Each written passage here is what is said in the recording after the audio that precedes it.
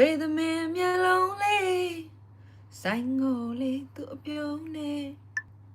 နှုတ်ဆက်ကာရဲ့ခွဲသွားမဲ့သူဘလို့ဝေးတွေးများရှိလာတယ်ကျွန်ဦးသာအခုမှတွေ့ကြကရဲ့ခွဲသွား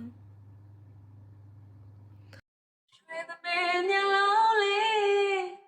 နန်းကိုလေးသူ့အပြုံးနဲ့နှုတ်ဆက်ကာရဲ့ခွဲသွားမဲ့သူမလိုဝေးထွေးများရှိလာတယ်ကျွန်ဦးသာအခုမှ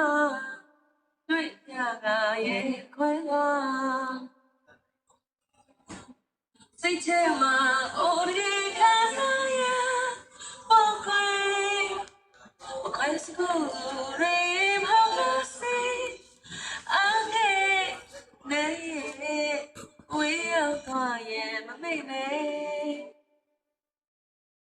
ဒီတစ်ခါတော့ဆုံးလားနော်ရပင်တော့ငါရှမ်းလာရေနေလို့ဆက်ချမယ်ဘလို့ဝေးထွေးများရှိလာတယ်ကျွန်တော်သာ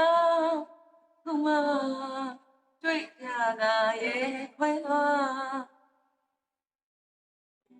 စိတ်ထဲမှာကိုယ်တည်းခံစားရပေါ့ခွဲစမှုသူရေမလာစီအနေဆိုင်ရဲ့ဝေးရောက်သွားရဲ့မမေ့နဲ့ဒီတစ်ခါတော့ဆုံးလားနာပင်တော့ရှမ်းလာရေနေတော့ဆက်ချမယ်မလိုဝေးထွေးများရှိလာတယ်ကျွန်တော်သာအခုမှတွေ့ရတာရဲ့